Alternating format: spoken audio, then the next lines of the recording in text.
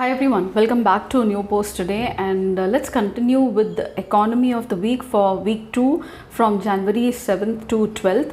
So the last time I did polity and governance with regard to week 2 of January 7th to 12th. Today let's do economy for week 2 of January 7th to 12th.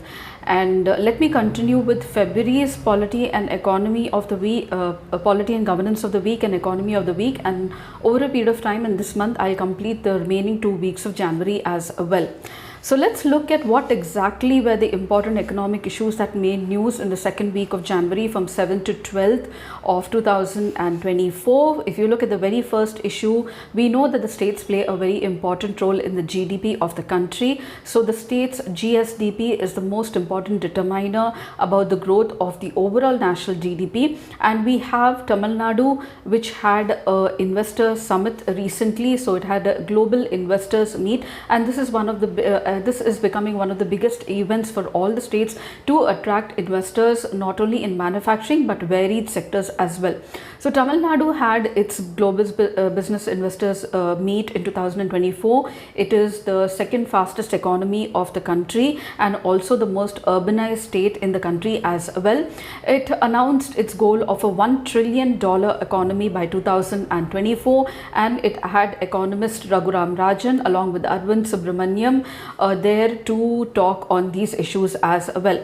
So Tamil Nadu is aiming now to become a $1 trillion economy by 2024, and this was announced as a part of the Global Investors Meet of 2024. For this, the state GDP has to grow at least by 18%. That is, the state GDP has to grow by 18%, but till now no state has done that in India. Even China, the global economy who caters to almost the most of the exports in the world, is the largest exporter. It grows at 11 and 12%. Now let me tell you that Tamil Nadu is a highly industrialized, and most of its economy, almost more than 50%, depends upon the service sector. Second most is manufacturing, and third comes agriculture, catering to about only 13% of the GDP of the state. The state has a very diversified industrial base anchored in different sectors like automobile, software, services, hardware, textile, healthcare and financial services as well. Now as of 2022, services contributed to 55% of the GSDP,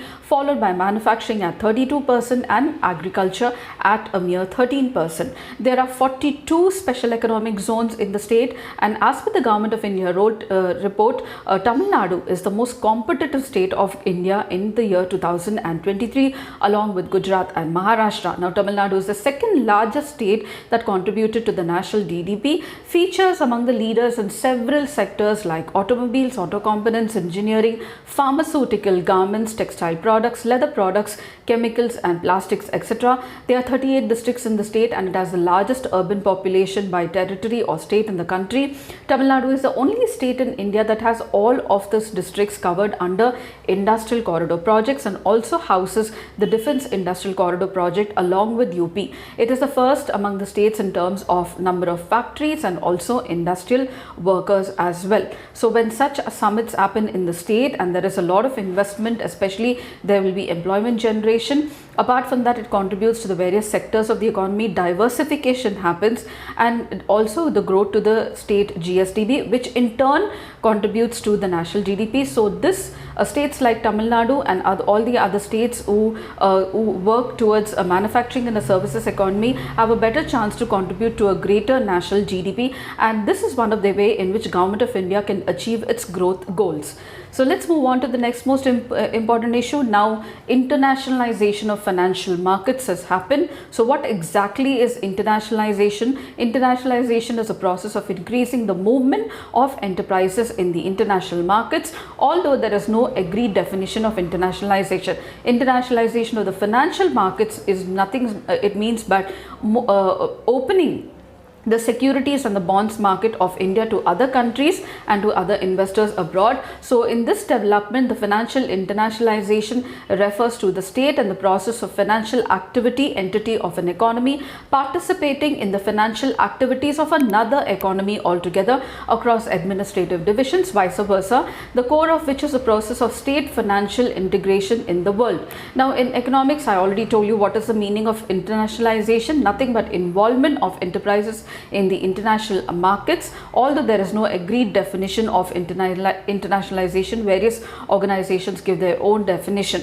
So there is now going to be internationalization of government bonds, and let me tell you, government bonds are sold by the government to the investors to support the government spending or to get more investments. Now government bonds are considered to be low risk investments since the government backs them, and recently the local government bonds have been put onto the JP Morgan's government bond index emerging markets, and also recently in the Bloomberg emerging market index. So what exactly are the benefits of this, which is given by our own RBI report? Let us see. Now this development comes month after the announcement of JP Morgan to include Indian government bonds in the widely tracked emerging market debt index of the world. The inclusion of the Indian bonds in the JP Morgan government's bond index emerging markets will start from this year, June 2024. Now the incorporation will span 10 months, and during this period there will be a gradual increase of 1% in the index weighting.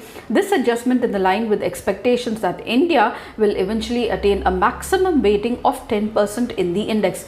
Bloomberg Index Services proposes inclusion of eligible Indian bonds in the emerging market currency index from September, a move that will actually bring in millions and billions of dollars inflow into the country and reduce the burden on the government and the private sector for investment. Now the Indian government began discussing this inclusion of its securities in the global indices far back in 2013, but restrictions on foreign investment in the domestic debt market hampered the process. As of 2020, RBI introduced the securities that it was exempt from foreign investment restrictions and opened what is called as a fully accessible route, or FAR. Now under the proposal, inclusion of India fully accessible route bonds in the Bloomberg emerging market local currency indices are to be phased in a 5-month period starting from September 2024. Now India's inclusion in this index would result in an inflow of $2 billion to $3 billion over a 5-month period. India commenced the process of incorporating its government bonds in the global indices in 2019, and as a part of this initiative, by 2020 a segment of the government bonds became officially accessible for the foreign investors without any constraints, and this was because something called as the fully accessible route started by the RBI in that very year in 2020. Now a report was given by the RBI by the interdepartmental group. It says about the detailed efforts of internationalization of rupee, particularly integrating the Indian local bonds into the global indices. The document outlines various benefits. It says diminishing dependence on the public finance on domestic institutions thanks to the access to large resources and greater stability of the funds tracking the indices compared to the portfolio inflows, which are which are not very permanent compared to the direct FDI. FPI, which are the portfolio inflows, are not permanent like the FDI inflows. Now, while recognizing the potential risk also, like heightened sensitive activity in the domestic monetary and financial conditions because of the linking of the government bonds to the international market, there are also risk factors as well. So what does exactly the RBI say about internationalization of financial markets or inclusion of the government local bonds on these emerging market indices like Bloomberg and JP Morgan?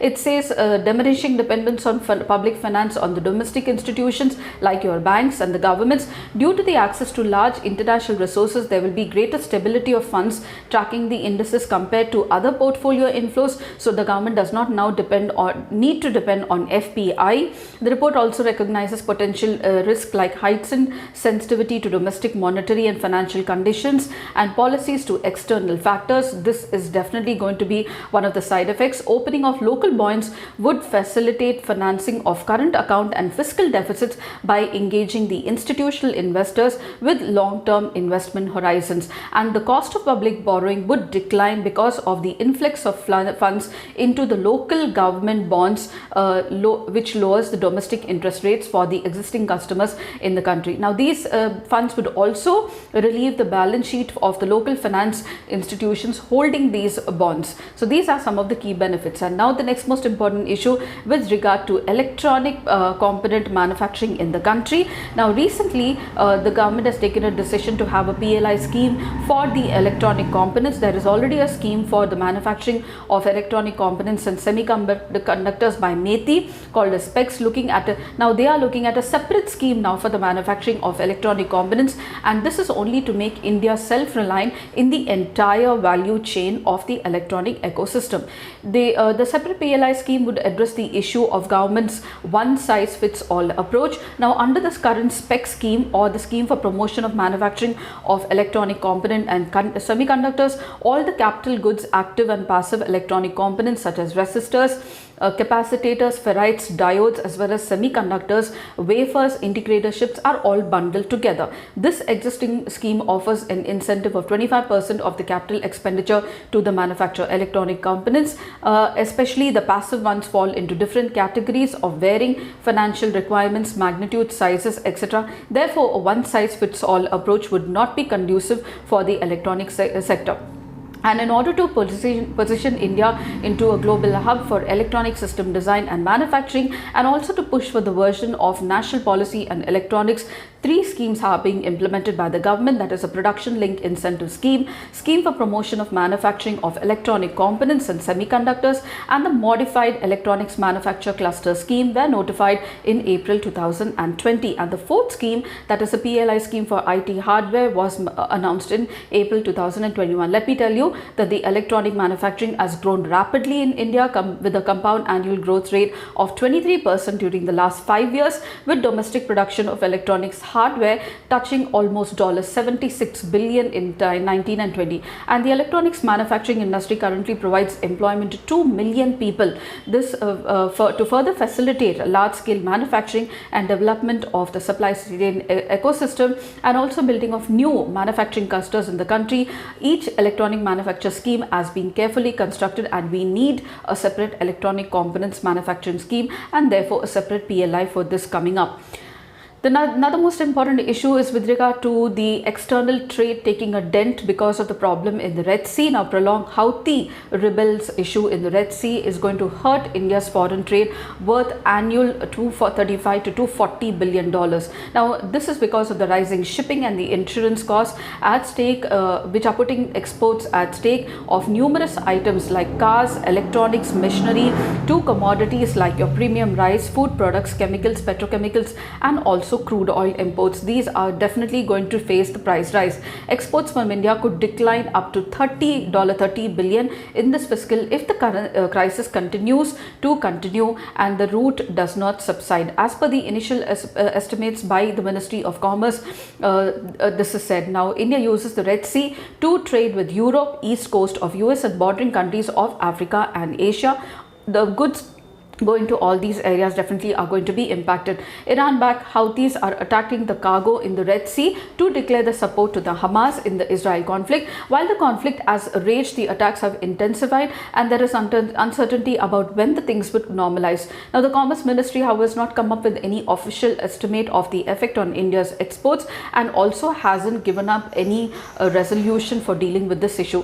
No relief package also has been under consideration till now. However, the government is in close touch with the industry for this. With shipments using the Red Sea as a most important trade route, there is definitely sensitive sentiments over the exports of India, because the shipping costs have skyrocketed. Not only the freight costs have doubled, but also the insurance costs, all kind of surcharges are peaking to its highest in this season. And every year India exports almost $105 billion worth of goods and imports almost $130 billion of goods through the Red Sea. Imports including crude oil into India are also likely to be affected if the Houthis continue their attacks, and India has to look at stocks for oil if it does not want to see a price rise, and which will affect the inflation, which is already very high because of the rise in food prices and pulses. So the next most important issue is with regard to tourism. Government is now looking at at self-sufficiency and also improving the tourism sector along with all the other logistics of the country. So the government is now going to invest 45,000 crore in the river tourism cruise, and the center wants to increase the passenger capacity because India is definitely a land of rivers, and wants to increase the passenger capacity in the river cruises by 2047. And this was said by the Minister of Port, Shipping and Waterways, Sarvananda Sonowal, on the sidelines of development inland water, the first Inland Waterways Development Council meeting that was held in Kolkata. So the objective is to infuse 45,000 crore to develop the river cruise tourism in the country to enable inland waterways be conduits of economic growth and also commerce. Now, as of another roadmap was chalked out to enable the capacity of additional 26 waterways fit for river cruise tourism. The number of cruise circuits with night stays will be increased from 17 to 18. This is what the government says.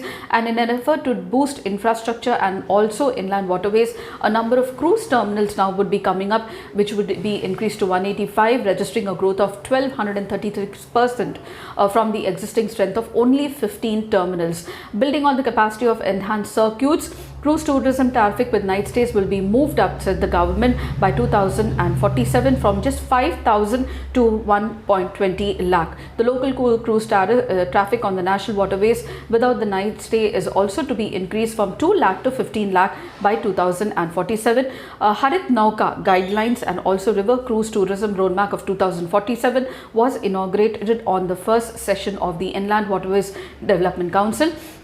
With the launch of Harit Nauka and guidelines for green transition of inland vessels, the Ministry of Ports and Shipping have now embarked on a journey towards achieving the goals by 2047 and also developing sustainable and eco-friendly future for inland waterways as well. So the Inland Waterways Development Council meet is organized by the Inland Waterways Development Authority of India, which is a nodal agency for inland waterways in the country and functions under the Ministry of Ports, Shipping and Waterways, Government of India, that is the Union Government. And the next most important issue is with regard to government eyes to double the cash handouts to women farmers, keeping elections in view. So the government is now considering doubling the income or the annual payout to the farmers, land owning female farmers, to 12,000 rupees. That is definitely going to appeal the women in the upcoming general election, and the plan is definitely going to be announced by the government. Under the Pradhan Mantri Kisan Samman Nidhi program, the government already transfers 6,000 rupees annually both to women and men farmers, and it has disbursed almost 2.8 trillion rupees to more than 110 million farmers in 15 installments. There are over 260 million farmers in the country along with their families, and they are a massive voting bloc for the country of 1.4 billion population. Women account for 60% of the farmers and they do most of the work, but fewer than 13% of them only own the land that they sow according to the Government of India. So this 13% is going to get 12,000 rupees under the Pradhan Mantri Kisan Samman Nidhi.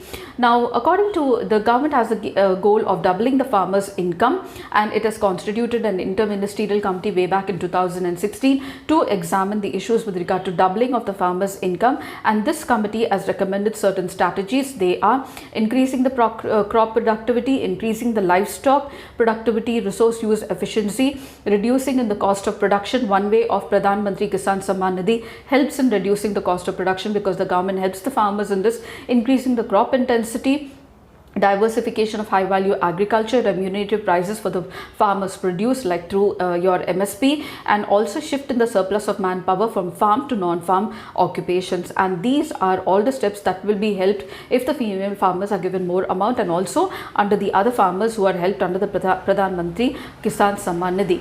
And the next most important issue is with regard to achieving energy transition and the net zero emission goals, and also moving over to sustainable energy. Now the Government of India aims to achieve Atmanirbharta in the energy requirements, and this is the focus of the government. And India is going to organize India Energy Week 2024, which is already happening from February 6th. So it is being held in Goa, and it is touted as India's largest and all-encompassing energy transition exhibition and conference, bringing together the entire value chain of the energy sector, and will serve as a catalyst to India's energy transition goals. Now, encouraging and and fostering startups and integrating them into the entire energy value chain is an important focus of the India Energy Week of 2024, and it is expected to witness participation from almost 17 energy ministries from different countries, almost 35,000 plus attendees, and it will have a 6 dedicated country pavilion from which India is taking help.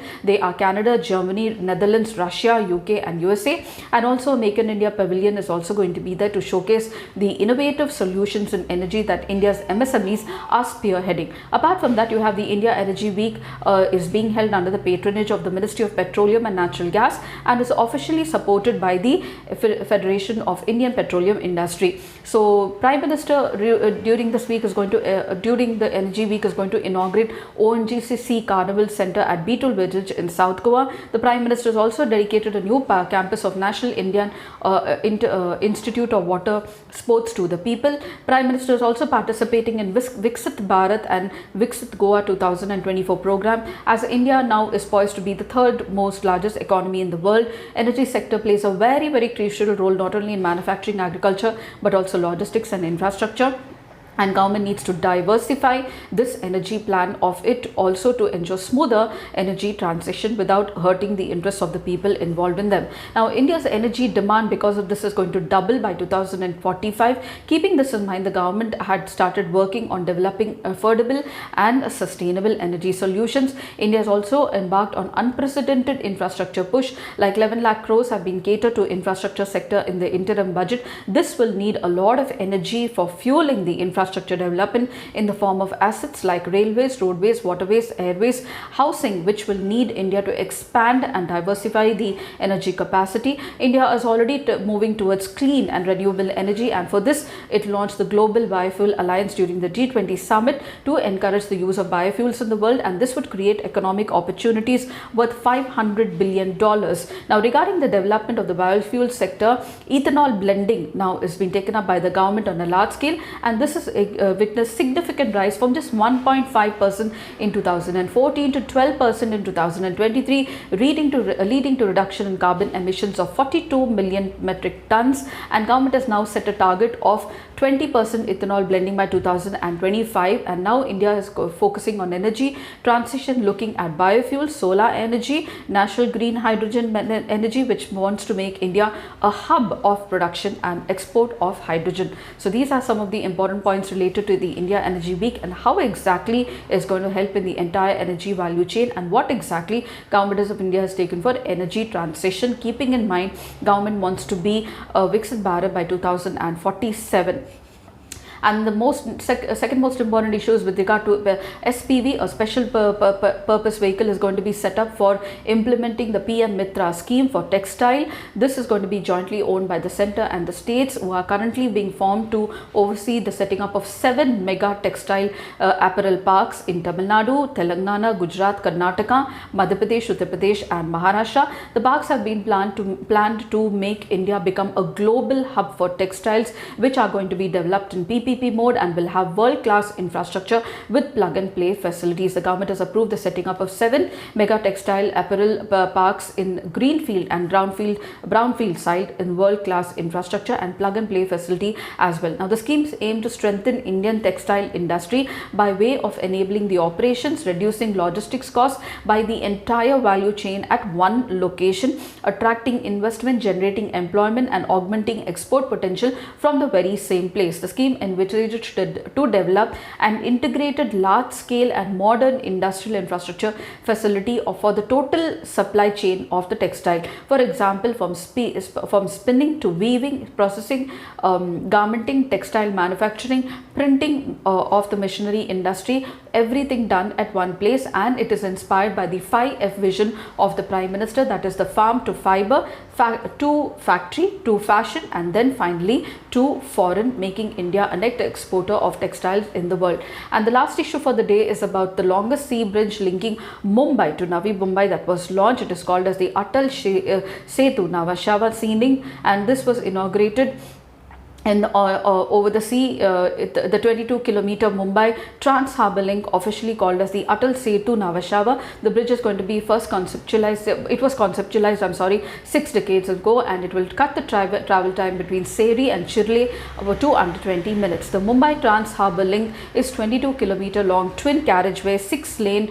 bridge over Thane Creek in the Arabian Sea, connecting Sewri in the island of Mumbai to Chirle in Raigad district on the mainland, and it includes a 16.5 kilometer sea link viaducts on land and either, ending with a cumulative length of 5.5 kilometer. The objective of the project is to improve connectivity between Mumbai metropolitan region, which comprises the districts of Mumbai, Thane, Palghar, Raigad, and to promote the region's economic development. Also, it will bring Mumbai and Navi Mumbai closer, dramatically cutting travel time and decongesting the existing route as well. So according to a study, it will bring down the travel time between Sewri and Chirle from 61 minutes to just 16 minutes, and also close to 40 vehicles are expected to use this link. However, there are doubts about the success, because the one-way crossing of the travel harbour link is as high as 250 rupees, and the landing points on the bridge on the mainland are more than 10 kilometers away from the main residential areas of Vashi, Nerul, Sanpada, Jungar and the Seawoods, which will add to the commuting cost of the people. So plan and transportation is the key to use the harbour only when needed to reach there on time. So this is about the economic issues for the week gone by, for week 2 with regard to January 7th and 12th. I hope these were really helpful to you all, and if you did, please do like, share, subscribe. Don't forget to comment as well, and I shall see you in my next post. Until then, it's very happy learning.